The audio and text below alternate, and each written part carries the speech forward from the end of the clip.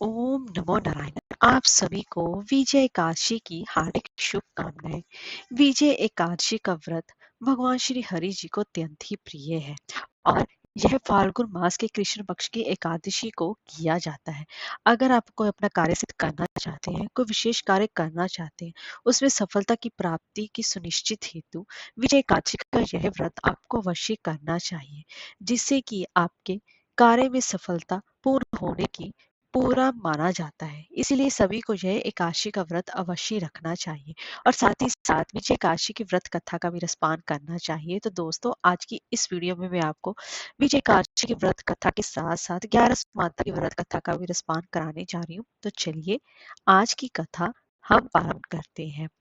एक बार धर्मराज युधिष्ठिर जी श्री कृष्ण भगवान से बोले कि हे जनार्दन, फाल्गुन मास के कृष्ण पक्ष की एकादशी का क्या नाम है तथा उसकी विधि क्या है? कृपया करके मुझे विस्तार पूर्वक बताइए। तब श्री कृष्ण भगवान बोले कि फाल्गुन मास के कृष्ण पक्ष की एकादशी का नाम विजय एकादशी है। इसके व्रत के प्रभाव से मनुष्य को विजय प्राप्त होती है। यह सभी उत्तम व्रतों में से एक है। इस विजय एकादशी के महात्म के श्रवण व पाठन से समस्त पापों का नाश होता है। एक समय देवर्षि नारद जी ने जगत पिता ब्रह्मा जी से कहा कि महाराज, आप मुझसे फाल्गुन मास के कृष्ण पक्ष की एकादशी का विधान कहिए। तब ब्रह्मा जी कहने लगे कि हे नारद, विजय एकादशी का व्रत पुराने तथा नए पापों का नाश करने वाला है। इस विजय एकादशी की विधि मैंने आज तक कभी किसी से भी नहीं की। यह समस्त मनुष्य को विजय प्रदान करती है। त्रेता युग में मर्यादा पुरुषोत्तम श्री रामचंद्र जी को जब 14 वर्ष का वनवास हो गया, तब वे श्री लक्ष्मण तथा सीता जी सहित पंचवटी में निवास करने लगे। वहां पर दुष्ट रावण ने जब सीता जी का हरण किया, तब इस समाचार से रामचंद्र जी और लक्ष्मण जी अत्यंत ही व्याकुल हुए और इसी के साथ साथ वह सीता माता की खोज करते हुए वन में घूमने लगे। कुछ ही दूर जाने पर उन्हें जटायु मिले, जिनकी की आयु समाप्ति हो चुकी थी। इसके बाद उन्होंने वन के भीतर ही कबंध नामक एक राक्षस का वध भी किया। फिर सुग्रीव के साथ उनकी मित्रता हुई। तत्पश्चात श्री राम जी के लिए वानरों की सेना एकत्रित हुई। हनुमान जी ने लंका उद्यान में जाकर माँ सीता जी का दर्शन किया और उन्हें श्री राम को चिन्ह स्वरूप मुद्रिका प्रदान भी की। यह उन्होंने महान पुरुषार्थ का काम किया था। वहां से लौटकर वह श्री रामचंद्र जी से मिले और लंका का सारा समाचार उनसे निवेदन किया। हनुमान जी को यह बात सुनकर श्री राम जी ने सुग्रीव को अनुमति ले लंका को प्रस्थान करने का विचार किया और समुद्र के किनारे पहुंचकर उन्हें लक्ष्मण से कहा कि सुमित्रा नंदन, किस पुण्य से इस समुद्र को पार किया जा सकता है? ये अत्यंत ही अगाध और भयंकर जल जल जंतुओं से भरा हुआ है। मुझे कोई ऐसा कोई उपाय दिखाई नहीं देता जिससे कि इसको सुगमता से पार किया जा सके। तब लक्ष्मण बोले कि महाराज, आप ही आदि देव और पुराण पुरुष पुरुषोत्तम है। अब आपसे क्या छिपा है? यहाँ द्वीप के भीतर बकदालभ्य नामक मुनि रहते हैं।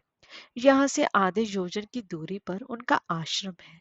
रघुनंदन, उन प्राचीन मुनीश्वर के पास जाकर उनसे इसका उपाय पूछना चाहिए। लक्ष्मण जी को ये अत्यंत लक्ष्मण जी की अत्यंत सुंदर बात सुनकर श्री रामचंद्र जी महामुनि बकदालभ्य जी से मिलने के लिए वहां पहुंचकर उन्होंने मस्तक झुकाकर मुनि जी को प्रणाम किया।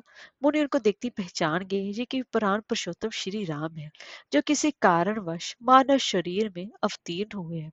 उनके आने से महर्षि जी को बड़ी प्रसन्नता हुई। उन्होंने पूछा, श्री राम, आपका यहाँ कैसे आगमन हुआ है? तब श्री राम बोले कि ब्राह्मण, आपकी कृपा से राक्षसों सहित लंका जीतने के लिए सेना के साथ समुद्र के किनारे आया हूँ। हे मुने, अब जिस प्रकार समुद्र पार किया जा सके, अब आप वह उपाय बताइए, मुझ पर कृपा कीजिए। तब बकधल्लभ जी ने कहा कि श्री राम, फाल्गुन के कृष्ण पक्ष में जो विजय नाम की एकादशी आती है, उसका व्रत करने से आपकी विजय अवश्य ही होगी। निश्चय ही आप अपनी वानर सेना के साथ समुद्र को पार कर लेंगे। राजन, अब इस व्रत को फलदायक विधि सुनिए। दशमी का दिन आने पर एक कलश स्थापित करें। वे सोने, चांदी, तांबे अथवा मिट्टी का भी हो सकता है। उस कलश को जल से भरकर उसमें पल्लव डाल दें। उसके ऊपर भगवान नारायण के स्वर्ण में विग्रह को स्थापना करें। फिर एकादशी के दिन प्रातःकाल स्नान करें। कलश को पुनः स्थिरता पूर्वक स्थापित करें। माला, चंदन, सुपारी तथा नारियल आदि के द्वारा विशेष रूप से उसका पूजन करें। कलश के ऊपर सब धान्य और जौ रखें। गंध, धूप, दीप और भांति भांति के नैवेद्य से उनका पूजन करें। कलश के सामने बैठकर वह सारा दिन उत्तम कथा वार्ता आदि के द्वारा व्यतीत करें और रात में भी वहीं पर जागरण करें। अखंड व्रत की सिद्धि के लिए घी का दीपक जलाएं।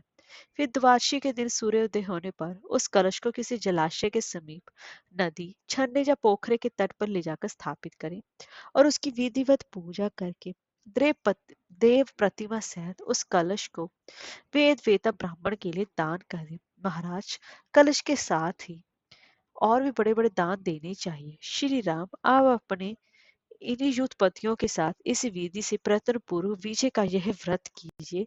इससे आपकी विजय अवश्य ही होगी। ब्रह्मा जी कहते हैं, नारद, यह सुनकर रामचंद्र जी ने मुनि के कथनानुसार उस विजय एकादशी के नाम का व्रत किया और उस व्रत को करने से श्री राम जी विजय हुए। उन्होंने संग्राम में रावण को मारा, लंका पर विजय प्राप्त हुई और सीता माता को प्राप्त किया। जो इस मनुष्य इस विधि से व्रत करते हैं, उनकी इस लोक में विजय अवश्य ही होती है। श्री ब्रह्मा जी ने कहा कि पुत्र, जो कोई भी इस व्रत के महात्म को पढ़ता या सुनता है, उन्हें वाजपेयी यज्ञ की समान पुण्य फल की प्राप्ति अवश्य ही होती है। अब मैं आपको 11 माता की कथा का रसपान कराने जा रही हूँ। एक बार एक राज्य में एक राजा रहा करता था। राजा बहुत ही बुद्धिमान और बलशाली था।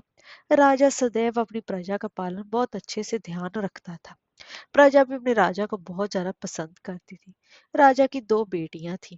राजा अपनी दोनों बेटियों से बहुत ही ज्यादा प्रेम करता था। राजा की छोटी बेटी देखने में बहुत सुंदर और आकर्षक थी और राजा की जो बड़ी बेटी थी वह छोटी बेटी के मुकाबले थोड़ी कम सुंदर थी। राजा की छोटी बेटी 11 माता की पूजा किया करती थी और सभी लोग राजा की छोटी बेटी से बहुत ज्यादा प्रेम भी करते थे और बहुत प्रशंसा भी किया करते थे। राजा अपनी छोटी बेटी को बड़ी बेटी से अधिक प्रेम करता था, जिस कारण राजा की बड़ी बेटी को अपनी छोटी बहन से नफरत होने लगी थी। राजा की दोनों बेटियां जब बड़ी हो गई, तब एक पड़ोस राज्य में रहने वाला राजकुमार राजा की बड़ी बेटी के लिए रिश्ता लेकर आया।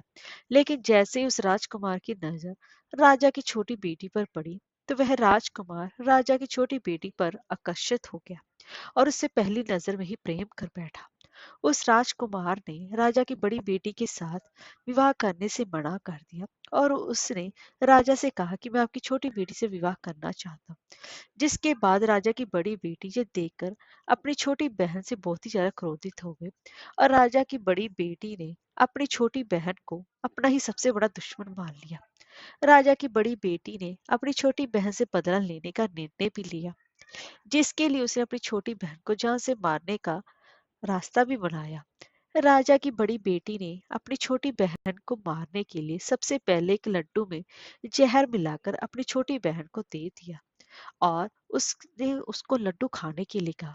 लेकिन लड्डू खाने के बाद भी छोटी बहन को कुछ नहीं हुआ। बड़ी बहन ये देखकर बहुत ही ज्यादा आश्चर्यचकित हो गई, लेकिन बड़ी बहन ने हार नहीं मानी और उसने जब रात में छोटी बहन अपने कमरे में सो रही थी, तब एक मटके में सांप रखकर उस कमरे में छोड़ दिया। लेकिन सांप भी छोटी बहन का कुछ भी नहीं कर पाया। जिसके बाद बड़ी बहन ने अपनी छोटी बहन से कहा कि चलो हम लोग कुएं में से पानी भरकर लाते हैं। जिसके लिए वो अपनी छोटी बहन को पानी भरने के बहाने कुएं के पास ले गई और उसे अपनी छोटी बहन को कुएं में धक्का दे दिया। लेकिन छोटी बहन को तब भी कुछ नहीं हुआ, क्योंकि वो हर बार 11 माता उसकी रक्षा कर रही थी और उधर बड़ी बहन अपने सारे प्रयासों के बाद असफल हो रही थी, जिससे कि वो बहुत ज्यादा क्रोधित होती जा रही थी। फिर उसे अपनी छोटी बहन के पास पहुंचकर उससे खुद ही पूछा कि मेरी छोटी बहन, तुमको पता है भगवान ने सबकी मृत्यु एक निश्चित समय पर लिखी हुई है और कैसे तुम्हारी मृत्यु होगी, क्या ये तुम जानती हो? तब छोटी बहन ने अपनी बड़ी बहन को बताया कि हाँ, मैं तो जानती हूँ कि मेरी मृत्यु कैसे होगी।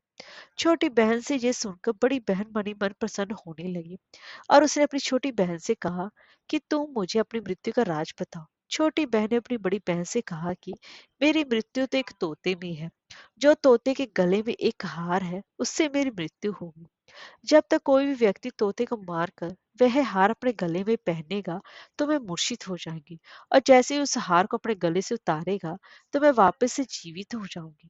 अपनी छोटी बहन की मृत्यु का राज जानकर बड़ी बहन बहुत ही ज्यादा खुश हो गई, और उसने अपनी छोटी बहन को मारने के लिए उसके पालतू तोते को ढूंढना शुरू कर दिया।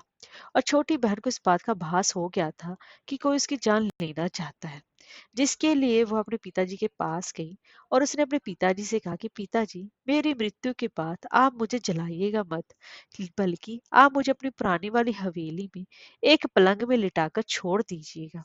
अपनी छोटी बेटी की ये बात सुनकर राजा बहुत ही ज्यादा आश्चर्यचकित रह गए। राजा ने अपनी छोटी बेटी से पूछा कि बेटी, तुम ये क्या कह रही हो?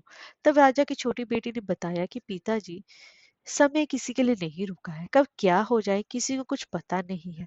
फिर राजा अपनी छोटी बेटी से कहा कि तुम ऐसी बातें क्यों कर रही हो?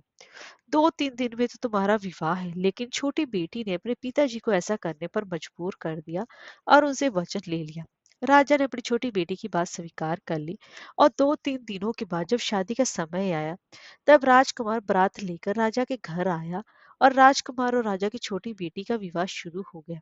जैसे ही राजा की छोटी बेटी राजकुमार के साथ फेरे लेना शुरू करती है, तो उसकी बड़ी बहन अपनी छोटी बहन के कमरे में जाकर उसके तोते को पकड़ लेती है और उसको जान से मार देती है। तोते के गले में जो हार था, उसको अपने गले में धारण कर लेती है। जैसी बड़ी बहन उस हार को अपने गले में धारण करती है, तो उधर छोटी बहन 3.5 फेरे ही ले पाती है और वहीं पर बेहोश होकर गिर जाती है। जिसके बाद राजा ने बड़े-बड़े दर्द हकीमों को बुलाया और अपनी छोटी बेटी का इलाज करने के लिए कहा। राजा की बात सुनकर वैद्य ने छोटी बेटी का जब नब्ज चेक की तो राजा को बताया कि आपकी छोटी बेटी ना तो जीवित है ना ही मरी हुई है। ये मैं ऐसा पहली बार देख रहा हूँ। राजा ने वैद्य और हकीम की ये बात बाहर बताने से मना कर दिया और उनको कहा कि अगर तुमने ये बात किसी को बाहर बताई तो हम तुम्हें फांसी दे देंगे। राजा ने अपनी छोटी बेटी को पुराने महल में जाकर एक पलंग में लिटा दिया और वहां पर कुछ सैनिकों को तैनात कर दिया गया। वापस अपने महल पर आ गया। राजा की बड़ी बेटी अपने पिताजी के पास आई और कहने लगी, पिताजी, अगर ये शादी संपन्न नहीं हुई तो अगर आपकी इज्जत का क्या होगा? आप कहे तो मैं आपकी इज्जत बचाने के लिए राजकुमार से शादी करने के लिए तैयार हूँ। जिसके बाद राजा ने अपनी बड़ी बेटी की बात मान ली, और राजा ने बड़ी बेटी को छोटी बेटी की कपड़े पहनाकर मंडप पर भेज दिया। लेकिन राजकुमार ये जान गया कि ये राजा की छोटी बेटी नहीं है, बल्कि ये राजा की बड़ी बेटी है। लेकिन जब राजकुमार ने शादी से मना कर दिया, तो सभी लोगों ने राजकुमार को विवश करके राजा की बड़ी बेटी से बचे हुए फेरों को संपन्न करा दिया और विवाह करा दिया। जिसके बाद राजकुमार राजा की बड़ी बेटी को अपने महल ले गया। राजकुमार राजा की बड़ी बेटी से ना तो बात करता था, ना ही उसको पसंद करता था, ना ही उसके आसपास भटकता था। और राजकुमार ने ये फैसला लिया था कि वह अपनी प्रेमिका को ढूंढ कर रहेगा और ये जानकर रहेगा कि उसके साथ हुआ क्या है। एक दिन राजकुमार अपने घोड़े पर सवार होकर राजा के पुराने महल के पास पहुंच गया, जहां पर उसने उस कुछ सैनिकों को देखा। महल के पास पहुंचकर राजकुमार ने जब महल को ध्यान से देखा तो समझ गया कि ये तो हमारे ससुर जी का ही महल है। तब राजकुमार ने सैनिकों से पूछा, तुम लोग यहाँ क्या कर रहे हो और इस महल के अंदर उस पलंग में कौन लेटा है? जिसके बाद सैनिकों ने बताया कि यहाँ पर राजा की छोटी बेटी लेटी है।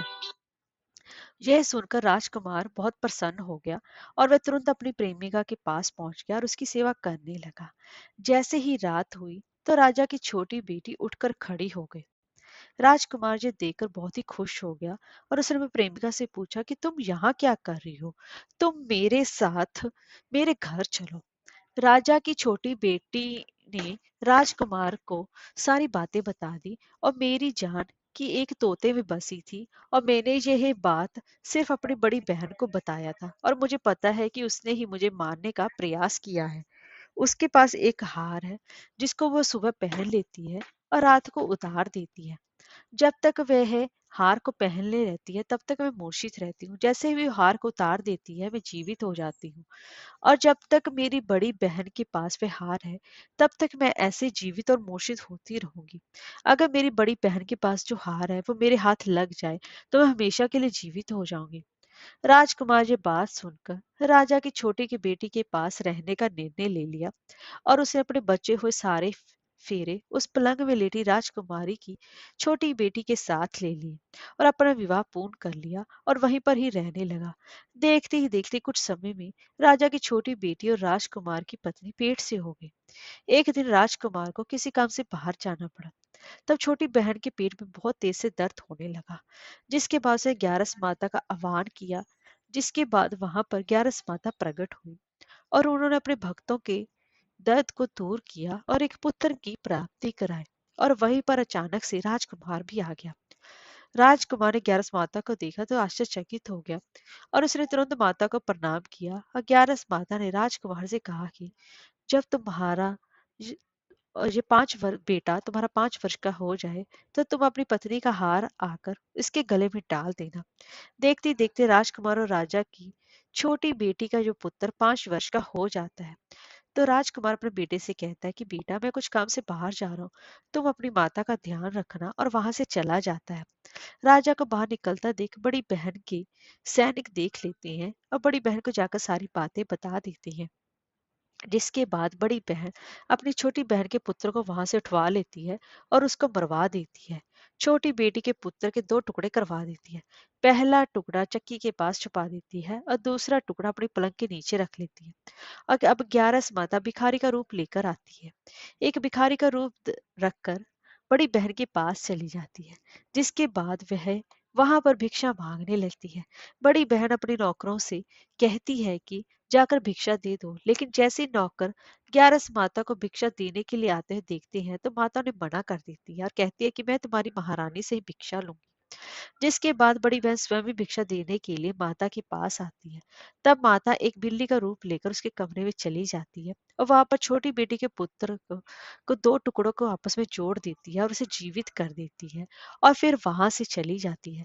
राजकुमार अपने बेटे को लेकर अपनी पत्नी के पास जाता है और उसे कहता है कि तुम उसका ध्यान रखना। अगर तुम इस बच्चे का अच्छे से ध्यान रखोगी मैं तुमसे तभी बात करूंगा। एक दिन राजकुमार अपने बच्चे से कहता है कि तुम मम्मी से अपने गले का हार मांग लो। जिसके बाद राजकुमार का लड़का अपनी माँ के पास जाता है और कहता है कि माँ, मुझे तुम्हारा हार चाहिए जो तुमने गले में पहन रखा है। ये सुनकर पहले तो बहुत ज्यादा क्रोधित होती है। तब उसको याद आता है कि राजकुमार ने कहा था कि अगर मैं इस बच्चे का अच्छे से ध्यान रखूंगी तो वो मुझसे बात करेंगे। जिसके कारण वह हार को उस बच्चे को दे देती है और तुरंत हार को ले जाकर अपने वो पिताजी को दे देता है। तभी राजकुमार अपने बेटे को लेकर वहां से जाने लगता है और अपनी पत्नी से कहता है कि तुम हमारे लिए खाना बना कर रखना, मैं शाम को आकर तुम्हारे साथ खाऊंगा। और वह अपने बेटे को लेकर वहां से चला जाता है। जिसके बाद वह राजा के पास जाता है, उन्हें सारी बातें बता देता है। राजा अपनी बड़ी बेटी की करतूत सुनकर बहुत ही ज्यादा क्रोधित होते हैं और अपनी परवरिश पर ही दोष लगाने लगते हैं और राजकुमार को अपनी छोटी बेटी के साथ रहने के लिए आदेश देते हैं। तो इस तरीके से वह राजकुमार अपनी पत्नी के साथ राजा की छोटी बेटी होती है, सुखी संपन्न उनके साथ रहने लगता है। हरे कृष्णा, राधे राधे।